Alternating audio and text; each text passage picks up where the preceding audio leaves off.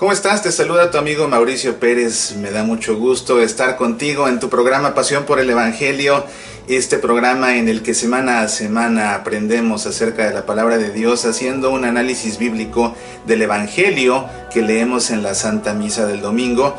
Y este es un tiempo importante, estamos ya llegando al final del tiempo de Pascua y tenemos 3 celebraciones muy importantes en puerta, comenzando con la de este domingo, que es la Ascensión del Señor, para después continuar con el domingo de Pentecostés y una semana después celebrar la Santísima Trinidad, dogma central de nuestra fe. Así que hay muchos temas muy importantes que nos ocupan y que estarán captando nuestra atención en estas semanas por venir.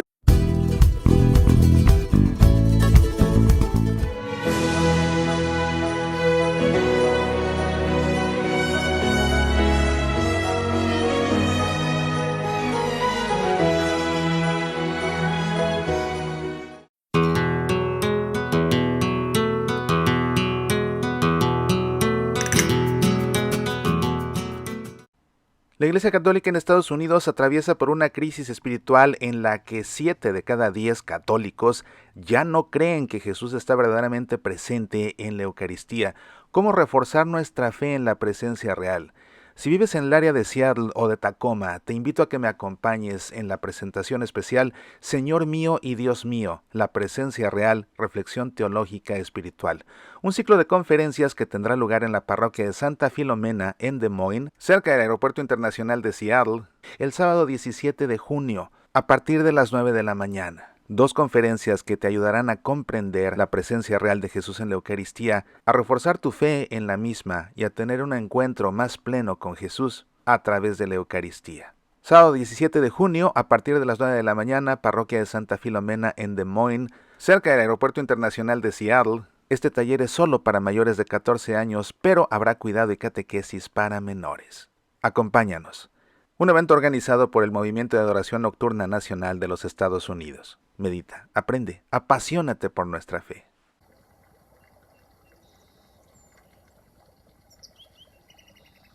Me gustaría entrar de lleno a realizar el análisis bíblico de este Evangelio, y en esta ocasión no solo del Evangelio, sino también de la primera lectura, porque tocan el mismo tema, pero desde 2 puntos de vista diferentes, y vale la pena comprender pues la visión de cada uno de los autores sagrados. Y vamos, después de hacer el análisis bíblico, como siempre, a terminar nuestro programa de hoy con un momento de oración. Así que bueno, pues entremos en materia, porque esto va a estar muy interesante y es mucho lo que tenemos que reflexionar. Vamos a comenzar, te propongo, con la lectura esta vez de la primera lectura. Acuérdate que siempre te lo he dicho en la Santa Misa, el tema de la primera lectura es siempre el mismo tema del Evangelio, y el tema del Salmo es siempre el tema de la primera lectura, porque el Salmo le da respuesta a Dios, a la palabra que Dios nos comunica en la primera lectura, ya sea a través de un profeta o a través de un patriarca, o en este caso a través de un evangelista, porque fue un evangelista el que también escribió el libro de donde está tomado la primera lectura, que es el libro de los Hechos de los Apóstoles. Dice lo siguiente, la primera lectura. En mi primer libro, querido Teófilo, me refería a todo lo que hizo y enseñó Jesús, desde el comienzo hasta el día en que subió al cielo, después de haber dado por medio del Espíritu Santo sus últimas instrucciones a los apóstoles que había elegido. Después de su pasión, Jesús se manifestó a ellos dándoles numerosas pruebas de que vivía, y durante 40 días se les apareció y les habló del reino de Dios. En una ocasión, mientras estaba comiendo con ellos, les recomendó que no se alejaran de Jerusalén y esperaran la promesa del Padre. La promesa les dijo que yo les he anunciado, porque Juan bautizó con agua, pero ustedes serán bautizados en el Espíritu Santo dentro de pocos días. Los que estaban reunidos le preguntaron, Señor, ¿es ahora cuando vas a restaurar el reino de Israel? Él les respondió, no les corresponde a ustedes conocer el tiempo y el momento que el Padre ha establecido con su propia autoridad, pero recibirán la fuerza del Espíritu Santo que descenderá sobre ustedes y serán mis testigos en Jerusalén, en toda Judea y Samaria y hasta los confines de la tierra. Dicho esto, los apóstoles lo vieron elevarse y una nube lo ocultó de la vista de ellos. Como permanecían con la mirada puesta en el cielo mientras Jesús subía, se les aparecieron 2 hombres vestidos de blanco, que les dijeron: hombres de Galilea, ¿por qué siguen mirando al cielo? Este Jesús que les ha sido quitado y fue elevado al cielo, vendrá de la misma manera que lo han visto partir. Pues aquí tienes, este es el relato de la ascensión según lo cuenta San Lucas en sus Hechos de los Apóstoles, que de hecho es así como comienza el libro de los Hechos de los Apóstoles precisamente. Vamos a ver ahora qué es lo que leemos en la Santa Misa en el Evangelio en esta ocasión, que como estamos en el ciclo litúrgico A, nuestro Evangelio está tomado del Evangelio según San Mateo. Dice lo siguiente: después de la resurrección del Señor, los 11 discípulos fueron a Galilea, a la montaña donde Jesús los había citado. Al verlo, se postraron delante de él. Sin embargo, algunos todavía dudaron. Acercándose, Jesús les dijo: yo he recibido todo poder en el cielo y en la tierra. Vayan y hagan que todos los pueblos sean mis discípulos, bautizándolos en el nombre del Padre y del Hijo y del Espíritu Santo, y enseñándoles a cumplir todo lo que yo les he mandado. Y yo estaré con ustedes todos los días hasta el fin del mundo. Pues aquí tienes, esta es la lectura del Evangelio. Como ves, los 2 textos nos hablan acerca de la ascensión del Señor. Sin embargo, hay diferencias muy sustanciales y me gustaría que comencemos por analizar la primera lectura, comenzando pues por el principio. Dice: en mi primer libro, querido Teófilo. Teófilo fue el destinatario de la obra de San Lucas. San Lucas también inicia su Evangelio dirigiéndose a este ilustrísimo Teófilo. Y ahora la segunda parte de sus escritos, que son los Hechos de los Apóstoles, se los dedica también o se los escribe a este también querido Teófilo. ¿Quién es Teófilo? ¿O quién fue Teófilo? Teófilo es una palabra que en griego significa amado por Dios. Theos, Dios, filos, amado. El amado por Dios.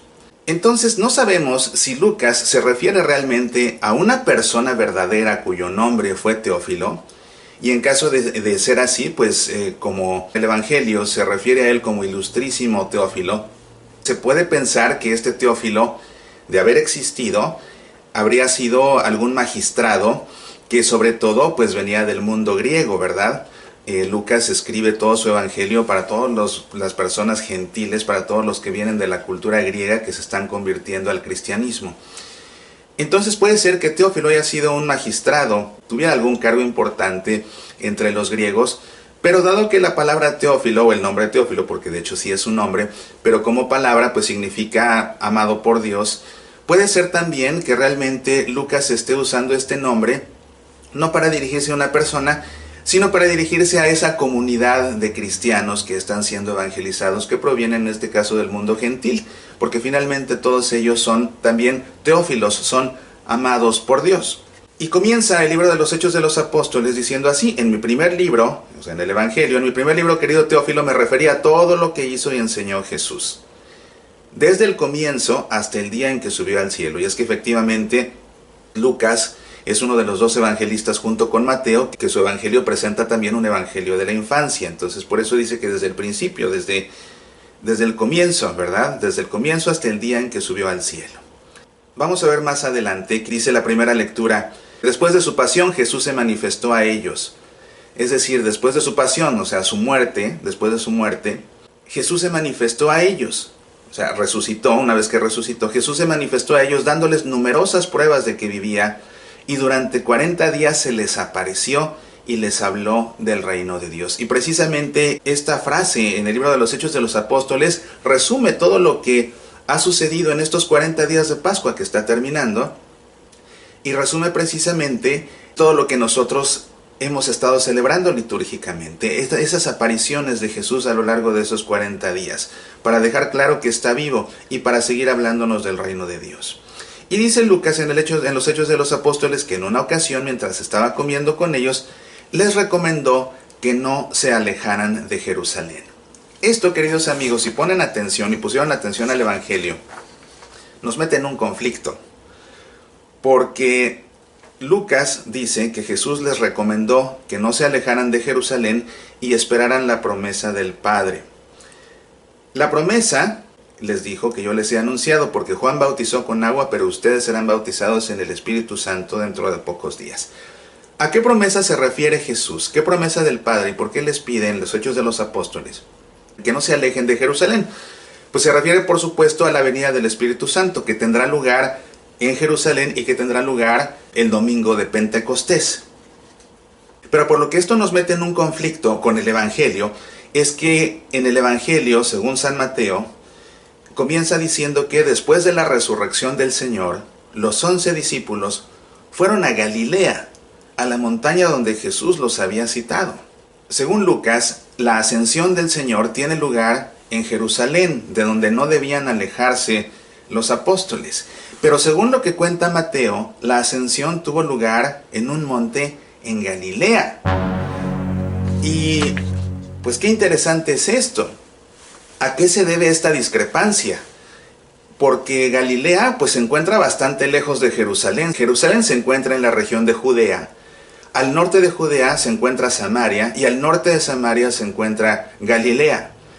Para ponerte un ejemplo, entre dos ciudades o entre una ciudad y un pueblito famoso en la región de Galilea, Nazaret, la distancia entre Jerusalén y Nazaret es de unos 70 kilómetros más o menos.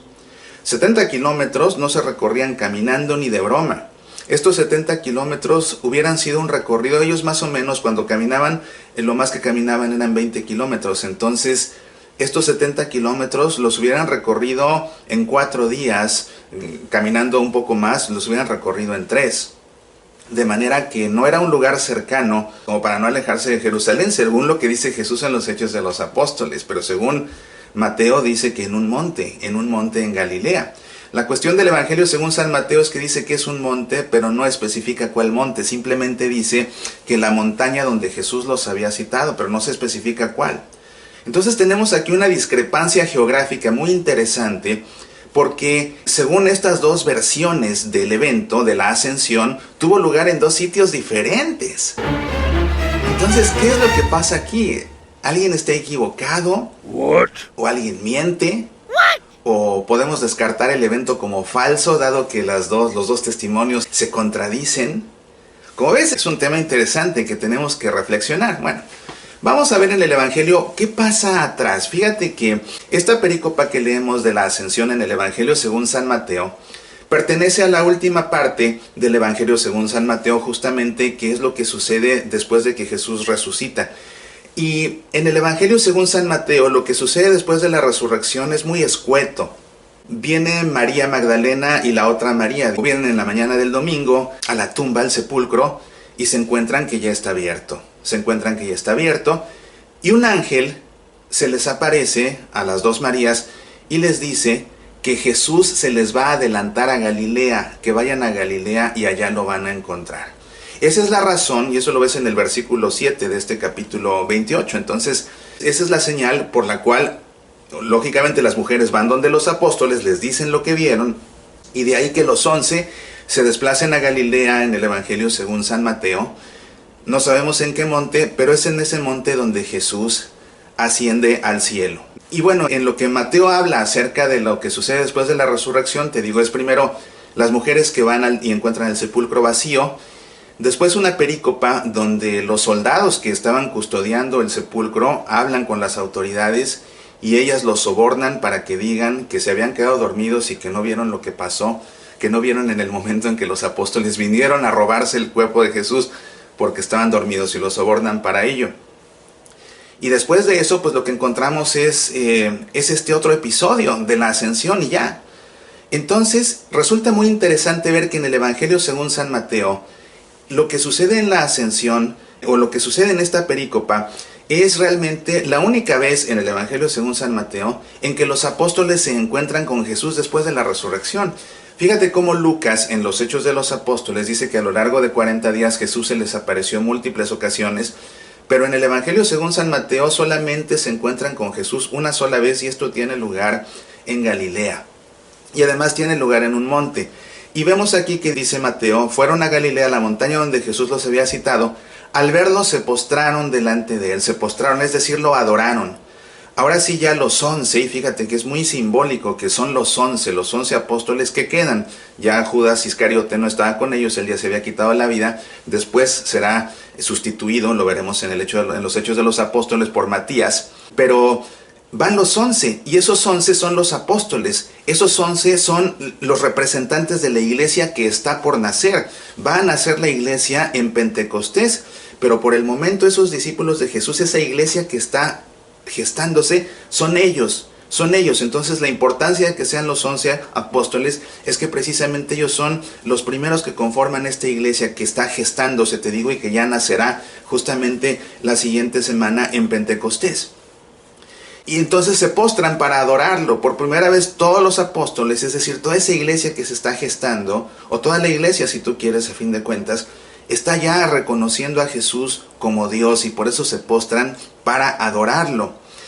Al verlo se postraron delante de él. Sin embargo, algunos todavía dudaron, y es que, pues, ¿quién habrá sido el que dudó? Pues yo creo que aunque no mencionan aquí el nombre, ha de haber sido Tomás. Acuérdate que Tomás es el que tuvo sus dudas, según otros evangelios, Juan, ¿no? Pero en este caso, pues esa es la razón, que otra vez en el Evangelio según San Mateo, este es el único encuentro que tienen los apóstoles con Jesús después de la resurrección.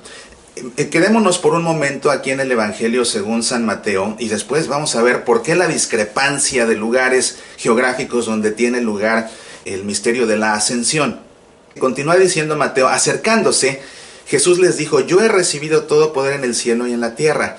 Vayan y hagan que todos los pueblos sean mis discípulos, bautizándolos en el nombre del Padre y del Hijo y del Espíritu Santo, y enseñándoles a cumplir todo lo que yo les he mandado. Esto pues es la misión apostólica que Jesús le encomienda no solo a esos apóstoles, sino que le encomienda a toda la iglesia, nuevamente la iglesia que está gestándose, que por el momento está formada por estos 11. Y que a fin de cuentas será una iglesia apostólica. Y si nuestra iglesia es católica y es apostólica, es precisamente por lo que estamos viendo aquí. Es apostólica porque es una iglesia que está fundada a través de estos 11 apóstoles, pero que además tiene una misión de envío, porque apóstol significa enviado. Entonces, nuestra iglesia es apostólica en primer lugar porque está fundada a través de los apóstoles. Ahí es donde tiene su origen, sus cimientos en los apóstoles, con Pedro como piedra angular de toda esa edificación. Pero además es apostólica precisamente porque tiene un envío, tiene una misión. ¿Y cuál es la misión? Precisamente esta. La misión es ir y hacer que todos los pueblos, y aquí llama mucho la atención el superlativo todos, y como son todos los pueblos, lo que quiere Jesús es que esa iglesia no esté limitada nada más a ellos, ni tampoco nada más al pueblo de Dios hasta ese entonces, que son los judíos, sino a todos los pueblos. Es decir, que el sentido de la misión es universal. ¿Y cómo se dice universal en griego? Se dice católicos. De manera que nuestra iglesia apostólica es apostólica nuevamente porque está cimentada en estos 11 apóstoles, porque tiene este envío, y el envío es precisamente extender esa iglesia de manera universal, de manera católica, a todos los pueblos, bautizándolos en el nombre del Padre y del Hijo y del Espíritu Santo. Esa es la primera cuestión. Para que todos los pueblos formen parte de esta iglesia, tienen que ser bautizados en el nombre del Padre y del Hijo y del Espíritu Santo. No en el nombre de Cristo Jesús, como hacen algunas iglesias protestantes. No, en el nombre del Padre y del Hijo y del Espíritu Santo. Por eso es que el único bautismo legítimo, ese es el que celebra en el nombre del Padre y del Hijo y del Espíritu Santo, porque con todas sus letras ese es el mandato que dio Jesús. Pero no solo eso, también dice enseñándoles a cumplir todo lo que yo les he mandado. Y otra vez el superlativo, es todo, no le quiten nada, todo lo que yo les he enseñado. ¿Y dónde se encuentra todo lo que Jesús ha enseñado? Pues precisamente en el Evangelio. Entonces, esta misión apostólica consiste en ir por todos los pueblos, a todos bautizarlos y a todos enseñarles el Evangelio. Es una tarea, pues, es una misión de bautismo y también es una misión de evangelización. Y finalmente Jesús dice: yo estaré con ustedes todos los días hasta el fin del mundo. ¿Quiénes son ustedes? Pues los 11, o sea, toda esa iglesia que está gestándose y que va a nacer en el domingo de Pentecostés. Bueno, entonces esto es el Evangelio según San Mateo. Ahora vamos a regresar al recuento de la ascensión que hace San Lucas para ver qué dice él. en los Hechos de los Apóstoles y les dice, los que estaban reunidos le preguntaron, Señor, ¿es ahora cuando vas a restaurar el reino de Israel? Él les respondió, no les corresponde a ustedes conocer el tiempo y el momento que el Padre ha establecido con su propia autoridad, pero recibirán la fuerza del Espíritu Santo que descenderá sobre ustedes y serán mis testigos en Jerusalén, en toda Judea y Samaria y hasta los confines de la tierra. ¿Ves? Aquí también se da ese sentido de universalidad, ese sentido de catolicidad, ¿verdad? ¿Pero cuándo? Cuando reciban al Espíritu Santo, que habrán de recibir en Pentecostés. Dicho esto, los apóstoles lo vieron elevarse y una nube lo ocultó de la vista de ellos. Entonces Jesús se va al cielo, lo oculta una nube. Muy simbólico que sea una nube porque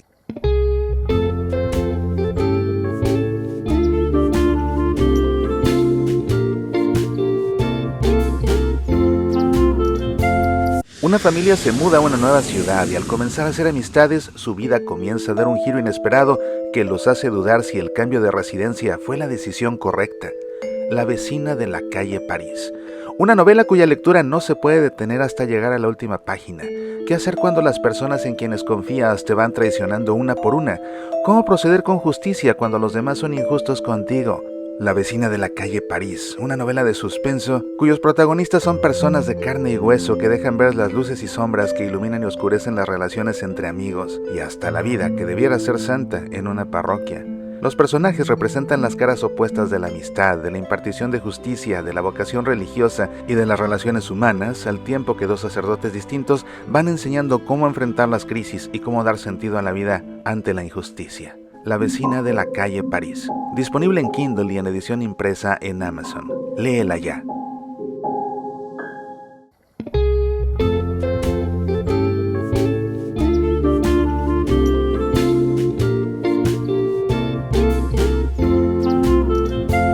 Entonces Jesús se va al cielo, lo oculta una nube. Muy simbólico que sea una nube, porque en el Antiguo Testamento, piensa en el libro del Éxodo, la nube es el símbolo de Dios. Acuérdate que cuando el pueblo de Israel sale de Egipto y va caminando por el desierto, de día es guiado por una nube, que es Dios, de noche va guiado por una columna de fuego. Entonces, el hecho de que Jesús quede cubierto, ya no lo vean los apóstoles, pero lo que vean es una nube, es una manera muy bonita de explicar cómo Jesús ya pues está con su Padre, ya no lo ven, ha vuelto al Padre, ya no lo ven ellos, lo que ven es la nube, esa nube que simboliza precisamente a Dios. Recuerda, por ejemplo, la escena de la transfiguración, como desde una nube habla Dios, ¿verdad? O en el bautismo, que desde una nube habla Dios. Entonces, es a lo que se refiere aquí Lucas, y dice, como permanecían con la mirada puesta en el cielo mientras Jesús subía, se les aparecieron dos hombres vestidos de blanco. ¿Quiénes eran estos dos hombres vestidos de blanco? Pues eran ángeles. ¿Por qué sabemos que son ángeles? Porque no llegaron, se aparecieron. La gente llega, los ángeles se aparecen. Y los ángeles están vestidos de blanco. Son dos. A Lucas, acuérdate que a Lucas le gustan mucho los ángeles. Y a lo largo del Evangelio, los ángeles pues se aparecen en diferentes ocasiones. Desde el principio es un ángel, un arcángel, el que habla desde el principio de su Evangelio. Primero que nada, habla con el papá de Juan el Bautista. Después hablará con la mamá de Jesús, precisamente para anunciarles que van a ser Juan el Bautista y para anunciarle a María que van a ser Jesús. Entonces ya desde el principio vemos un arcángel. Más adelante vamos a ver cuando Jesús está en el huerto de los olivos. En el Evangelio según San Lucas está Jesús en un estrés máximo, está incluso sudando sangre. Y dice Lucas que un ángel vino para confortarlo. Después de la resurrección también serán dos vestidos de blanco los que den la noticia de que Jesús ya no está ahí.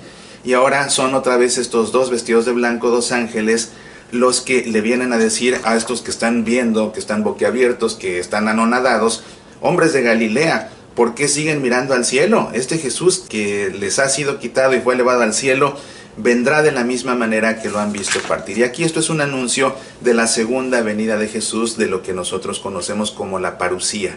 Esa venida gloriosa y definitiva que Jesús tendrá en algún momento que pues no sabemos cuándo será. Entonces aquí tenemos los dos recuentos de la ascensión, el de Lucas y el de Mateo. Como ves, son diferentes, pero lo que más nos llama la atención, insisto, ya desde hace rato, es la diferencia entre la ubicación geográfica, porque según San Lucas sucede en Jerusalén y según San Mateo sucede en un monte en Galilea. Y como te digo, entre Jerusalén y Galilea había unos 70 kilómetros de distancia. Entonces era una distancia lo suficientemente grande como para que hubiera habido algún error de aproximación, ¿no? Entonces, ¿qué es lo que podemos nosotros deducir de esto? Bueno, claramente aquí vemos dos tradiciones diferentes. Acuérdate que los evangelios no se escribieron al día siguiente de que sucedieron los eventos. No, pasaron décadas para que se escribieran los evangelios.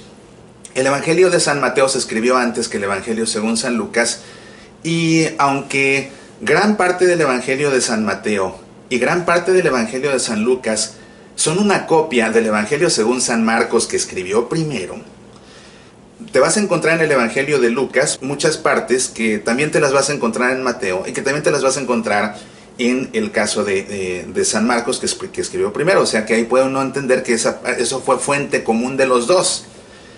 Pero en este caso es distinta la explicación, ¿verdad? Aquí hay una discrepancia. Nuevamente, para Lucas sucede en Jerusalén, para Mateo sucede en Galilea. Entonces vemos aquí dos tradiciones diferentes, tradiciones orales que de boca en boca se iban contando hasta que finalmente décadas después se pusieron por escrito. Uno puede pensar, por ejemplo, en el caso del recuento de Mateo, pues que Mateo estuvo ahí, porque Mateo era uno de los 11. Entonces él estuvo ahí y esto debió ser algo suficientemente impactante como para que Mateo no se le olvidara dónde sucedió. Y según Mateo sucede en un monte en Galilea. Es importante que sea en un monte. ¿Por qué? Porque, y acuérdate que en el Evangelio según San Mateo, como hemos visto a lo largo de este ciclo litúrgico, para Mateo, que escribe su Evangelio para cristianos que vienen del mundo judío, los montes son importantísimos porque para los judíos los montes son el lugar donde Dios se manifiesta, porque la cumbre de los montes es lo más alto que hay. ¿Qué sigue después de la cumbre de un monte? El cielo mismo. Es por eso que la transfiguración tiene lugar en la cima de un monte. Es por eso que las enseñanzas más importantes que Jesús dijo a lo largo de su vida pública, Mateo las compila todas y las coloca en una larga escena que conocemos como el Sermón del Monte, precisamente para hacer que lo más importante que Jesús enseñó lo enseñe con su máxima autoridad. En el caso de San Lucas, él las enseñanzas más importantes de Jesús las compila también, pero él las presenta en una llanura, ¿ves? En lugares diferentes, cada uno según una óptica distinta y simbolizando o usando símbolos diferentes. Y precisamente hablando de símbolos, yo me atrevería a decir que la ascensión tuvo lugar realmente en Galilea, dado que Mateo, que fue testigo ocular, es lo que refiere. Entonces, ¿qué pasa con Lucas? ¿Se equivocó o qué? Bueno, en primer lugar, acuérdate que Lucas no conoció a Jesús. Él se convirtió mucho tiempo después y le fascinó tanto Jesús que viajó y comenzó a hacer una investigación periodística realmente muy exhaustiva, entrevistando a cuantos pudo y recabando datos numerosos y fechas y nombres y demás para hacer un trabajo muy elaborado acerca de la vida de Jesús. Sin embargo, la manera como Lucas desarrolla su obra, compila todo lo que escucha, él compila todos los diferentes episodios de la vida de Jesús, y la manera como los arma en su evangelio es como un largo viaje que tiene por destino siempre Jerusalén. Para él es fundamental Jerusalén como símbolo. ¿Por qué? Porque es en Jerusalén donde se va a llevar a cabo la redención. Es en Jerusalén donde Jesús va a morir y también es en Jerusalén donde Jesús va a resucitar. De modo que para Lucas es importantísimo ascender a Jerusalén, que aparte estaba colocada también en la cima de un monte. Es importantísimo para los discípulos de Jesús hacer esa peregrinación a lo largo del Evangelio hasta Jerusalén, porque es ahí donde va a ocurrir la redención. Estar en Jerusalén implica ser redimido. Será en Jerusalén también donde venga el Espíritu Santo sobre los apóstoles y ahí se fundará la iglesia en Pentecostés. En el Evangelio de la Infancia vamos a ver que también termina el Evangelio de la Infancia en Jerusalén, cuando se les pierde el niño a María y a José y lo encuentran en donde, en el templo de Jerusalén, admirando a todos los grandes sabios. Pues aquí lógicamente que siguiendo ese mismo patrón, siguiendo ese mismo hilo conductor, ¿dónde va a tener lugar entonces para Lucas la ascensión? Pues tiene que tener lugar en el mismo lugar donde terminó el Evangelio de la infancia, en el mismo lugar donde el Evangelio alcanza su clímax, en el mismo lugar donde la iglesia va a nacer. Pues ¿dónde tiene que llevarse a cabo la ascensión? Pues en Jerusalén. Y por ello, con fines teológicos, es que Lucas ubica la ascensión en Jerusalén. Y tan importante es Jerusalén que precisamente lo opuesto de subir a Jerusalén es alejarse de Jerusalén. Y es así que para Lucas la antítesis de todo su evangelio será un episodio que solamente él refiere, que es el de los 2 discípulos que van de camino. ¿A dónde? A Emaús. ¿Y qué es lo que están haciendo estos discípulos? Más que ir a Emaús, lo que están haciendo es abandonar Jerusalén. Pero llega Jesús y los rescata, y después de encontrarse con él, ¿a dónde regresan? A Jerusalén. Por cierto, ve a nuestro sitio semillasparalavida.org y descarga el audio o el video de mi conferencia El Camino a Emaús, un análisis bíblico, porque es una conferencia fascinante donde con lujo de detalle analizamos todo ese texto hermoso y pues te vas a sorprender de todo lo que hay detrás, ¿verdad? Entonces aquí tienes, son 2 tradiciones diferentes y no es que alguien esté mintiendo, no es que alguien esté equivocado. Más bien, en mi opinión, es que Lucas está usando este símbolo tan importante para él, que es Jerusalén, y por esa razón él lo ubica como escenario en su texto para darle ese sentido, que este es uno de los eventos importantísimos en la vida de Jesús y por ende tiene que colocarlo escenográficamente, si tú quieres, aquí su escenario tiene que ser Jerusalén. ¿Ves? El lugar de la redención, el lugar donde van a ser la iglesia. Es ahí, en Jerusalén. En tanto que para Mateo, bueno, Mateo lo ubica en Galilea, que además fue Galilea, en el Evangelio según San Mateo, Galilea fue la región donde Jesús desarrolló la gran parte de su apostolado, entonces tiene sentido que haya sido en Galilea, que es, pues Jesús, a fin de cuentas, la familia de Jesús de ahí venía, ahí es donde vivió, ahí es donde creció, y ahí es donde comenzó su evangelización, ahí es donde llamó a los apóstoles. Ese fue el lugar de sus aventuras, pues entonces ahí es donde tiene lugar para Mateo. Que además, insisto, él como testigo ocular, pues yo le daría más crédito geográfico a Mateo, sin quitarle crédito a Lucas, más bien entendiendo que Lucas lo ubica en Jerusalén con propósitos teológicos. Si te está gustando lo que estoy explicando, por favor no te olvides de darle me gusta al video aquí en Facebook o en YouTube. Y también de compartir el video, por favor, porque en la medida en que lo compartas y que marques que te gusta, más personas van a descubrir el video y así más personas van a comenzar a seguir nuestro programa y a ver los videos anteriores y aprender tanto como estamos aprendiendo tú y yo. Pues bien, este es el análisis bíblico de la primera lectura y del Evangelio de este domingo de la Ascensión.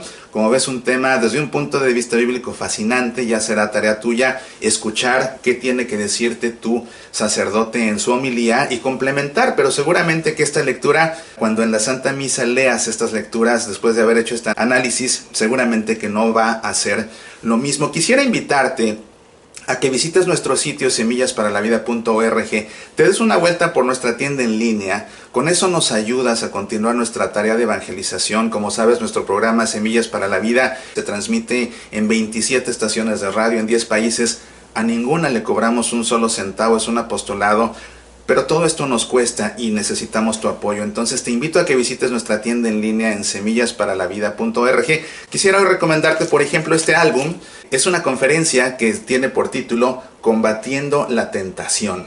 Combatiendo la Tentación. A través de nuestra tienda lo puedes descargar el audio y aprender mucho y reflexionar mucho. Este es un tema que realmente te puede beneficiar en tu vida, porque todos, absolutamente todos, somos tentados una y otra vez y muchas veces caemos en la tentación, y cuando entendemos cómo es el proceso que sigue el demonio para tentarnos, que siempre es el mismo, y entendemos ese proceso que sigue, es más fácil ponerle freno a su tentación, porque entendemos cuál es su estrategia, que cuando no la conocemos y nos toma por sorpresa. Y esto precisamente es otro análisis bíblico de la tentación por excelencia, que fue la tentación de Adán y Eva, y de ahí se pueden sacar conclusiones muy importantes para tu vida.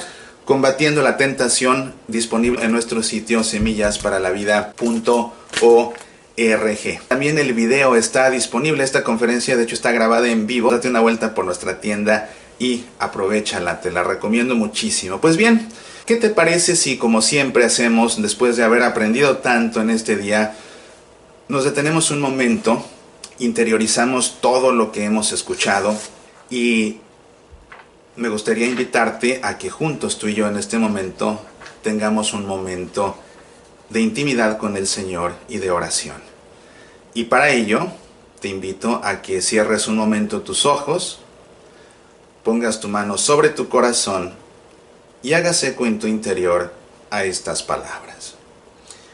Todo esto, por supuesto, a propósito de la ascensión de Jesús al cielo y esa gran misión que nos deja de ir por todo el mundo, bautizar a todas las personas en el nombre del Padre y del Hijo y del Espíritu Santo y enseñarles todo lo que Jesús nos ha enseñado en el Evangelio. ¿Qué tarea nos dejas, Señor? ¿Por qué desapareces tan inesperadamente sabiendo que nos dejas huérfanos? ¿Quién pronunciará las palabras certeras cuando a nuestro lado venza la confusión o la mentira? ¿Quién proporcionará el pan multiplicado cuando el hombre, además de tu presencia, nos exige el sustento de cada día? ¿Quién calmará los dolores de los enfermos? ¿Quién resucitará a los que de improviso han muerto y estaban llamados a la vida?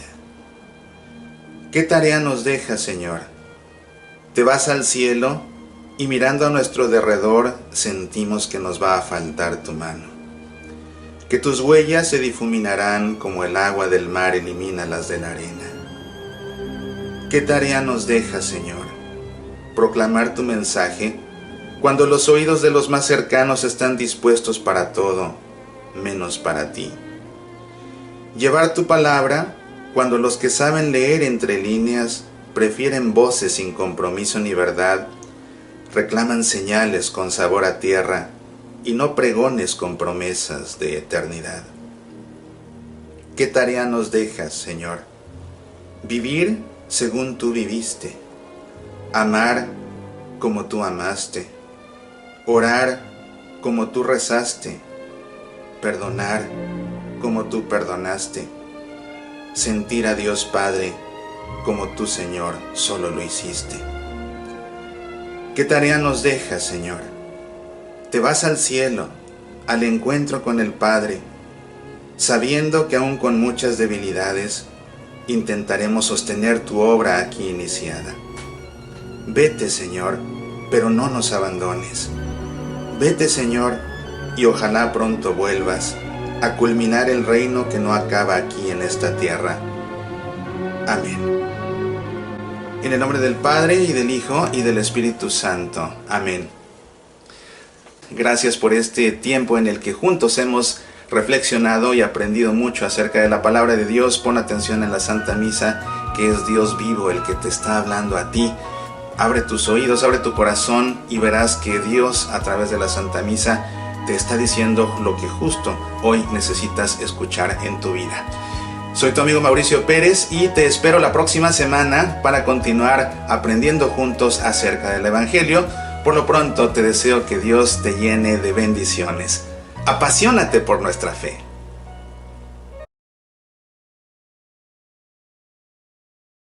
¿Te gustaría tener una copia autografiada o dedicada especialmente de alguno de mis 15 libros, ya sea para ti o como un obsequio para alguien?